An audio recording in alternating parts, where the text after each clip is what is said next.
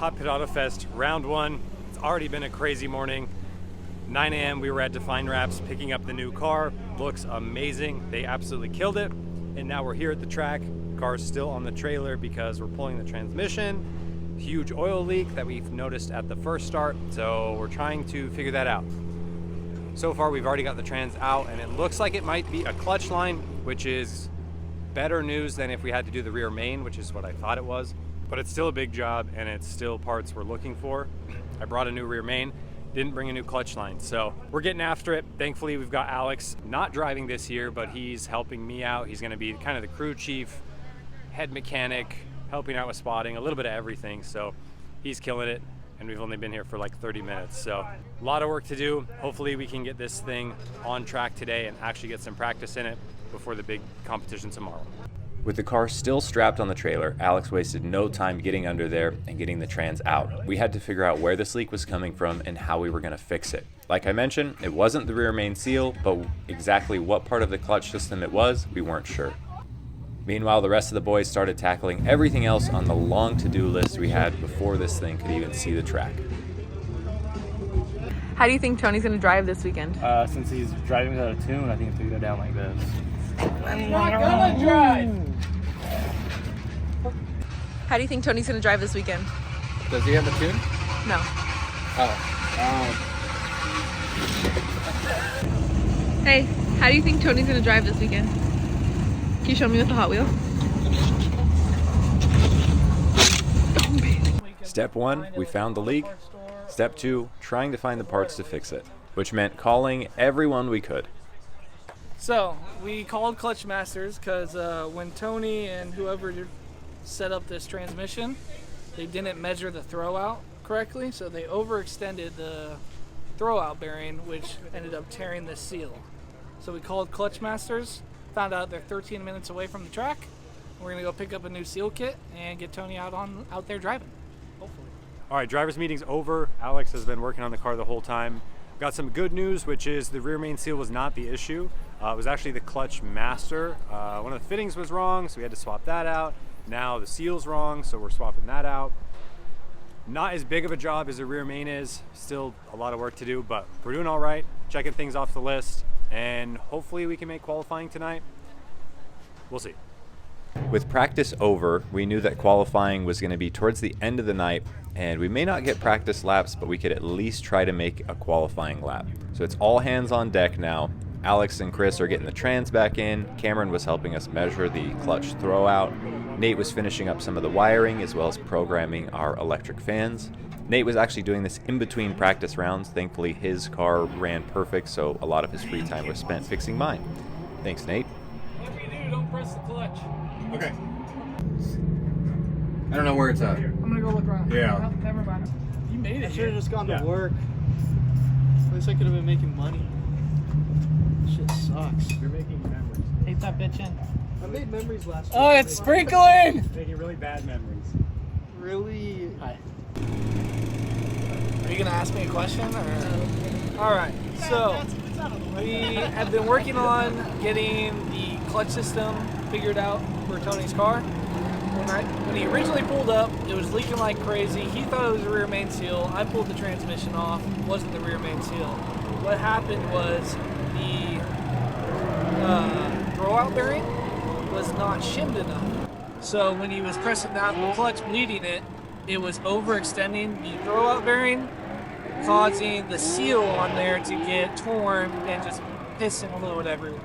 So we got that fixed, we re-shimmed it, did all the crazy math. I didn't do that because I'm dumb.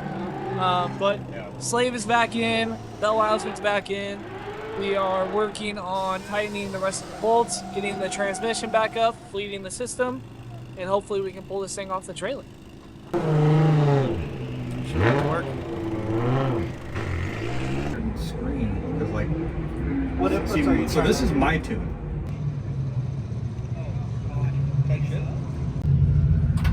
Alex, Yeah, look in the hole.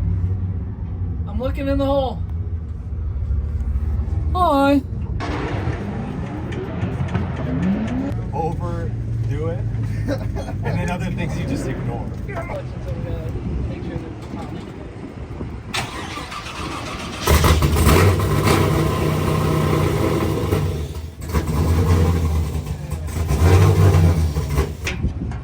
Well, it runs. Trans is back in, drive shaft's in. Now we have to actually like get it to work. So see how it goes. So I don't know how much Alex has explained, but we made the run over to Clutch Masters. Thank God they're here in Rialto, so shout out to them. Got the slave sealed back up, got it bolted back up to the QuickTime bell housing, got the trans bolted back up, got the drive shaft fitted for the very first time here at the track, which is wild. Okay, don't, Tony, why? And then yeah, she's running, no tune, so we'll see how that goes. But yeah, let's go from there.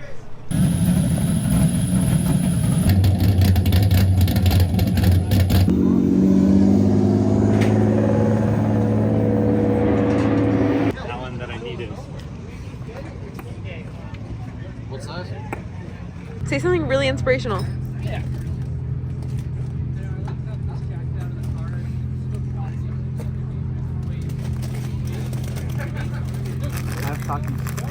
With the car finally running, we can start finding some other issues that we haven't seen before, like a bunch of leaks that we had to fix, and an alternator that wasn't charging, as well as no tune.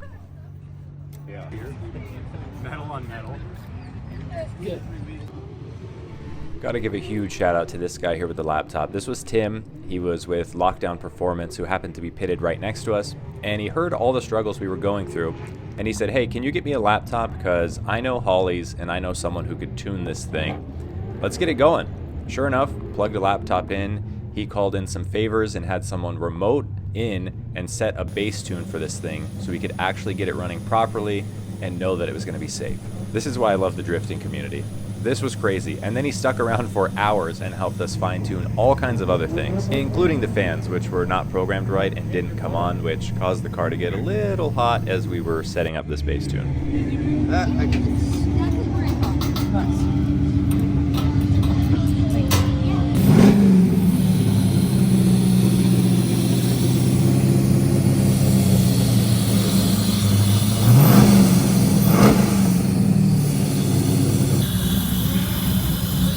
Yeah, this man had no plan of fucking driving. Look at him. It's ready to go, and he is. I mean, you look like fucking me right now. Yep. Oh my god. Give this guy some screen. Come here.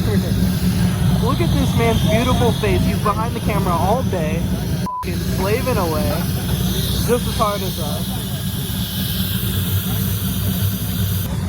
No. Sexy man here. Second sexy man. So the car runs a lot better than it has all day. The guy pitted next to us knew a guy who remoted in, tuning the car. So they put a base map on it that seems to be running really good. They fixed the tuning issue on the fan because the fan is totally controlled through the Holly and it had to be triggered differently. So the fan's working, it's got a bass tune on it, and qualifying's in like 30 minutes. So throwing a suit on and we're gonna try and get out there. I can't believe this is happening right now. Oh my goodness.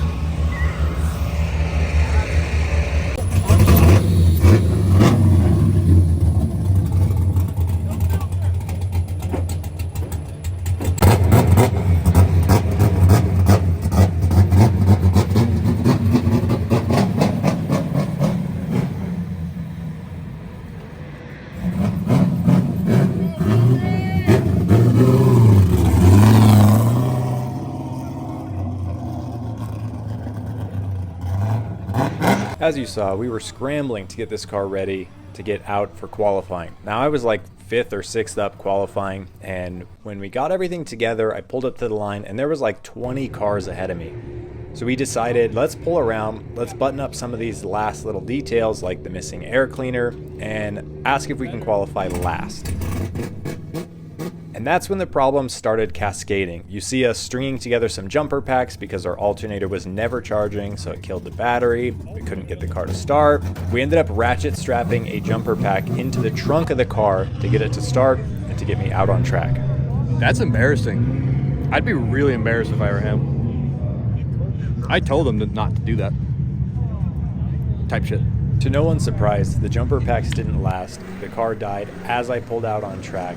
and I had to get towed back to the pits. So we're taking a 0 for qualifying.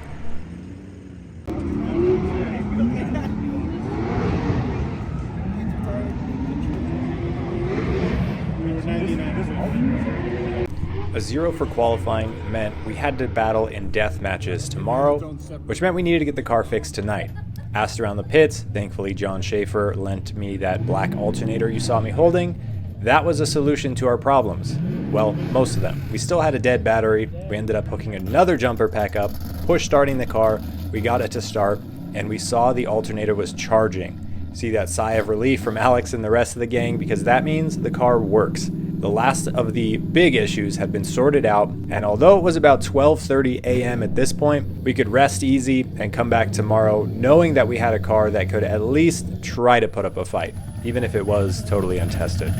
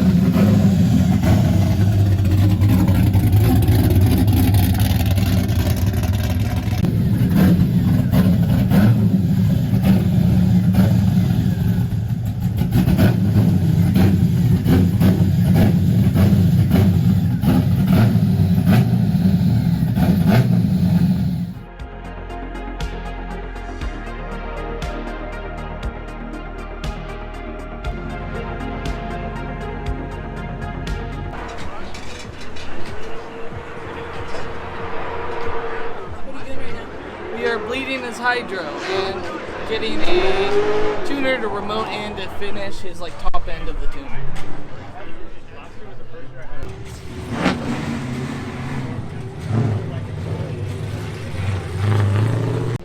It is competition day. We are here coming off a little bit of a heartbreak last night. The team and I put in so much work, mostly the team. Huge thanks to all of them. We worked until like midnight last night and actually were able to pull out to qualifying, but it wasn't enough. The car stalled driving out onto track. Like I said, a little bit of a heartbreak, but we kept working. We got the car pretty well set up. It seems like it's running good. I think we fixed all the problems. All that's left to do now this morning is just to button up a few details, go to the driver's meeting, and then we're gonna try to get the first lap or two out before we go into deathmatch. Yeah. Close it, slowly release. I am hoping we can get this tune in, and Tony's gonna go to his deathmatch battle and kick Justin's ass.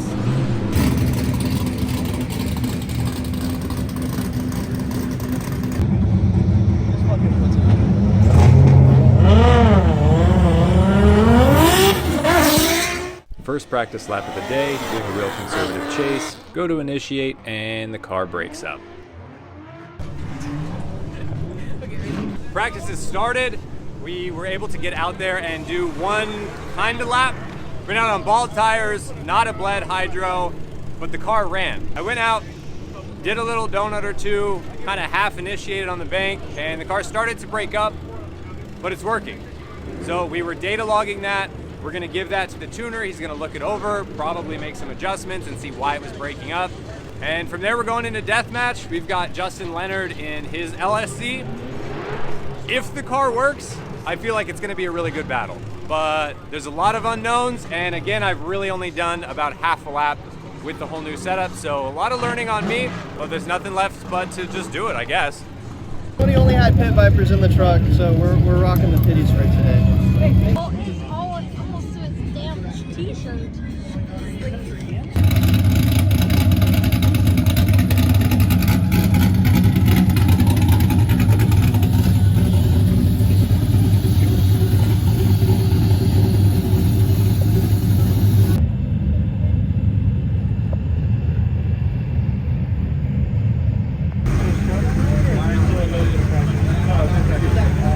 Alright, so we're about to go out for a deathmatch battle. Car seems to be good. We got it tuned. I told Tony to crash into the guy because it's better to lose by crashing than lose by getting gas.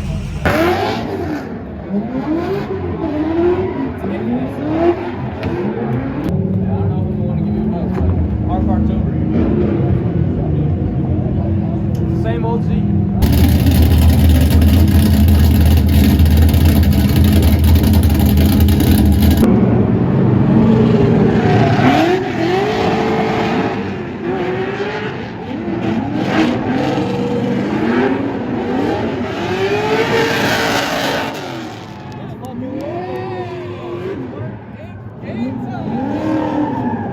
It's game time, baby. So first real lap in the car here. I give him a little bit of room because I'm just not sure what to expect. I initiate, give it some gas, and the car works. I think, okay, well, like Alex said, it's game time now, so let's step on it. Give him a little tap, mistimed this transition, and the gearing was not quite what I expected here. So I straighten out just a little bit, end up downshifting, and now we're playing catch up with a pretty big mistake in a chase here.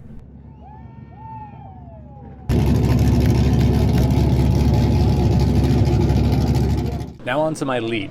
Again, I'm driving pretty conservative here because I don't know what to expect, and the last thing I want to do is crash this car. So I enter with a conservative little feint, work my way up to the wall kind of at the end here, barely get out to this outer zone, do a decent job through the middle here, get out to the next outer zone, and from here, pedal down. You can see me pulling away from Justin here.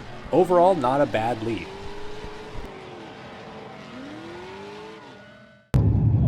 Oh no!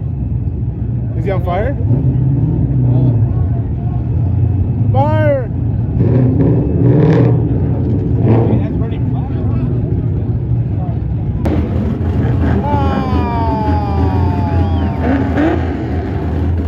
Good try.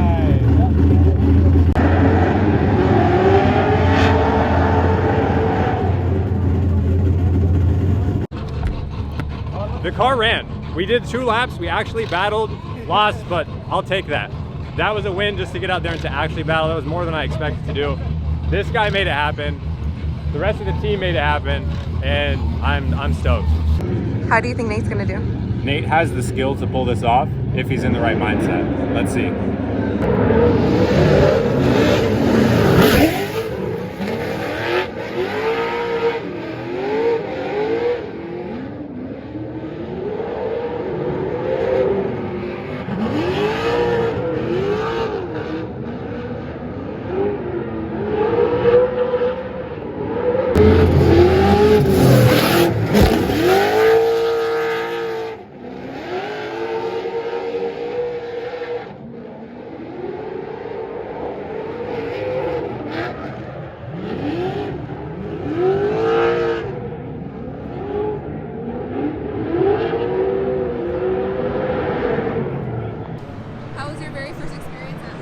It was fun.